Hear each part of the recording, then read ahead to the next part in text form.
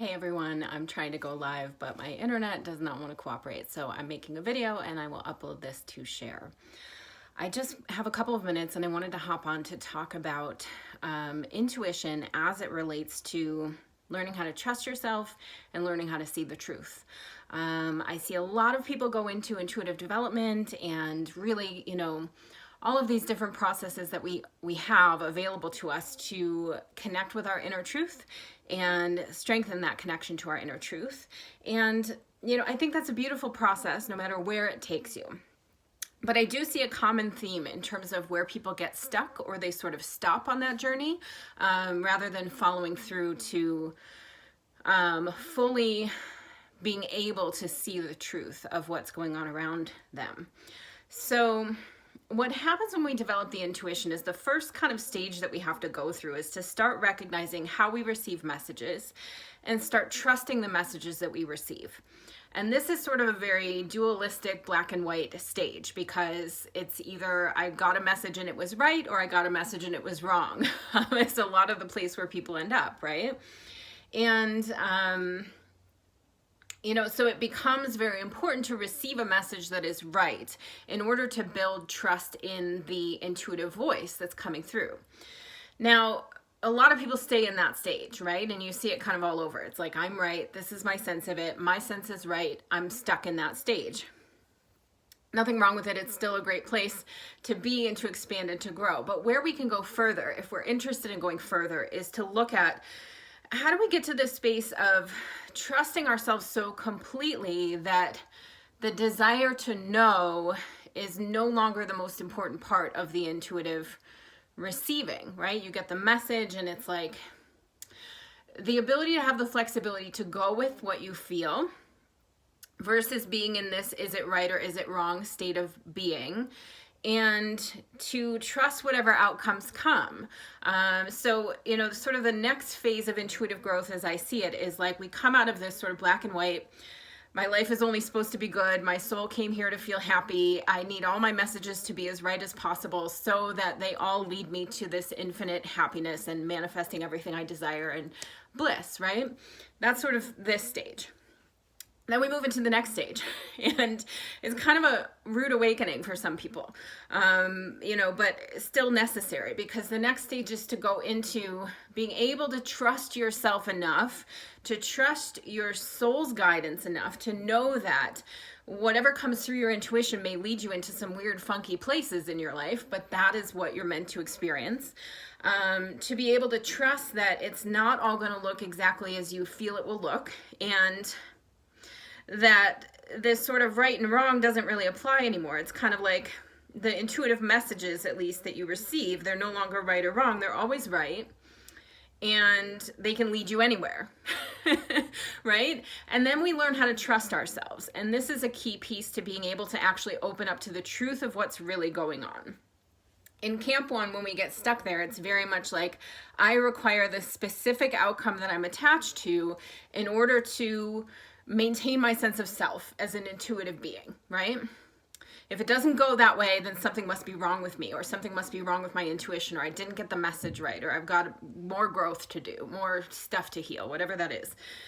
In this camp, it's very much the ability to have any outcome and to trust yourself and know yourself enough to know that you can be led and guided through any outcome that occurs.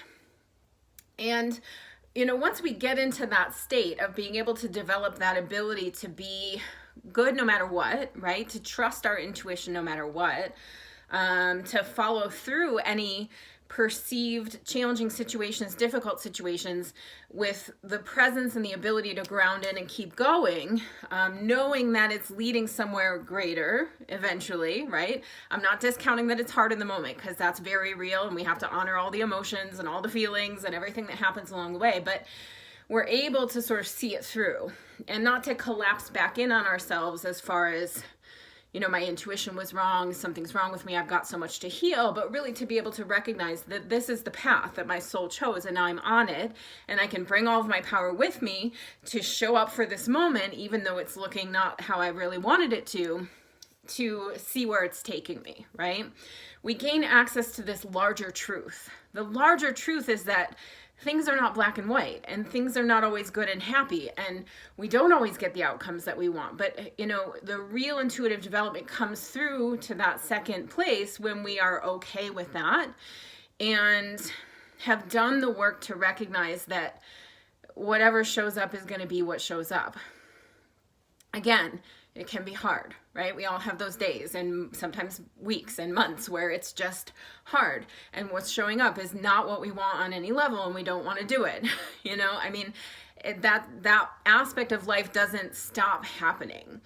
You know, we're still alive, we're still human, we're still in this process of experiencing things as they unfold, as we are meant to be. But we have enough trust in ourselves to see that larger truth, which is that wherever this is going, I just want to keep going and find out what that looks like.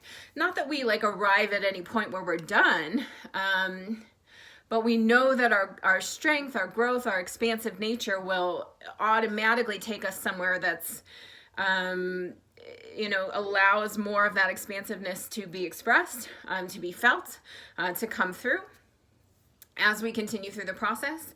And, you know, it allows us this sort of flexibility for the truth to actually be much more mysterious versus black and white, right? It's like over here in this camp, if I don't get my outcome, I'm not okay. Over here in this camp, it's like, well, that could really go either way. And I can kind of see how that's possible, that it could go either way. And so, you know, the truth is, it could go either way, and I know how to be with that, and I'm okay with that, and I trust myself enough to move through it, whatever that looks like. So it's just an interesting piece about intuition that I've noticed. It's come up for a lot of people when I go into readings.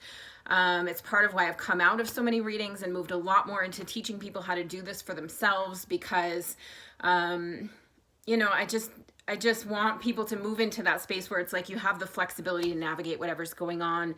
You're not collapsing back in on yourself feeling like something's wrong with you, or you know, you didn't manifest hard enough, or you know, thought some negative thoughts along the way and that sabotaged your process. But to really recognize that you are on your soul's path, even if it doesn't look exactly as you wanted it to, and to have the strength and groundedness within yourself to get through that. So it's a huge goal of the work that I do these days. And if you're interested in joining me, I do teach video classes and do meditations and some other little goodies all the time on my Patreon account. You can find that link in my bio if you want to join me. You know, given the pandemic situation and all of that, I just wanted to provide a lower cost option for people to interact with my work and receive some teaching and some support and some love in the community and all of those good things to help us get through a really challenging year. So click that link in my bio if you'd like to join me. I'm sending you so much love. As always, many blessings, and take care.